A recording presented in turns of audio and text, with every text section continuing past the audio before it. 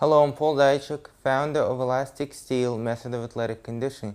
Today I'm going to talk a little bit about the kinesiological stretches and how to apply that to the butterfly stretch. Now there's three separate ways to use the kinesiological stretching.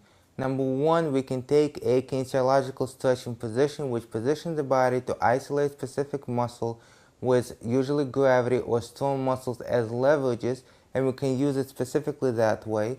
We can take the kinesiological stretching positions which also do the same thing, isolate and place easy leverages, and we can place PNF, isometric stretches, reciprocal inhibition, extended length conditioning, and other things into them to make those modalities I just named more effective by placing them into the kinesiological stretching position. Or we can try to apply kinesiological stretches to a standard stretches that are not kinesiological stretches, and this is something I'm going to do today. And what I'm going to do right now is apply kinesiological principle to a butterfly stretch. Now, before you do something like this, my advice is to massage all the muscles as we do in Elastic Steel Professional Fast Flexibility Training Certification. We do the massage, whether it's deep massage, it's oil massage, it's ball massage, whatever kind of massage you do, I would do the massage first.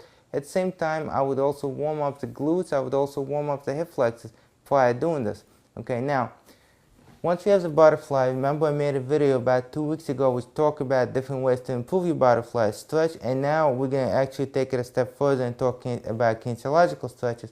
So now a real quick kinesiology of the butterfly stretch. What ends up happening here is once you bring the knees in like so, what you have is you have a lateral or an outward rotation of the hip, you have the abduction of the hip. Primarily the upper adductors that do that, adductor brevis, adductor longus, adductor magnus, gracilis, and also the pectineus. And because the legs are so wide apart, we usually don't get the other inward rotators to go in. For instance, gluteus medius, gluteus minimus, tensor fasciae lata. Because of that large horizontal abduction, we really don't get them in unless you are very tight. Now, we're going to take a long inhale. With the inhale, we're going to perform an anterior pelvic tilt. The anterior pelvic tilt by itself is going to force a little bit more of the outward rotation of the hip. Remember, the adductors, the inward rotators primarily for most people. So what's going to happen is by doing that, we're going to put a little bit more tension on them. The inhale is going to facilitate the relaxation. And once we do that, we're not going to move anything here. Once we let go and we go back into the posterior tilt, naturally we're going to be able to press the knees down a little bit lower. Now, because I'm here and my back is against the wall, and I'm here sitting against the wall, what ends up happening is I can make a very, very small tilt, and it's almost not felt. If you are very tight, you will feel it, however. So you can either do it this way, perform the anterior pelvic tilt on the inhalation, and then press down. So assume you're here, you will feel it a little bit more. As you're doing the posterior tilt, you press down. Remember, the leverage moves target, which in this case is the outward rotation and abduction, it does not. So it doesn't move, it only goes in. So it goes in deeper.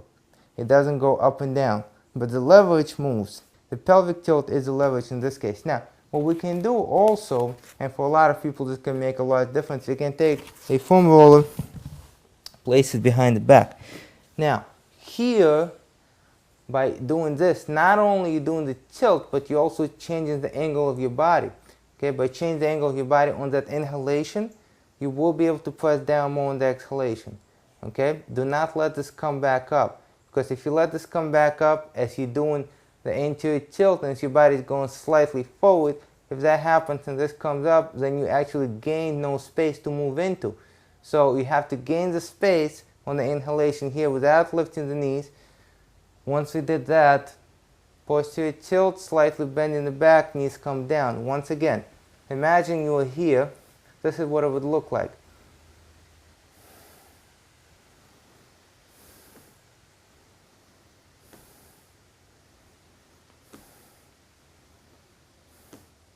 Okay? And this is how to apply kinesiological stretching principles to a non-kinesiological stretching position. I'm Paul Dajcik. Try this. Post your comments below. Thank you for watching.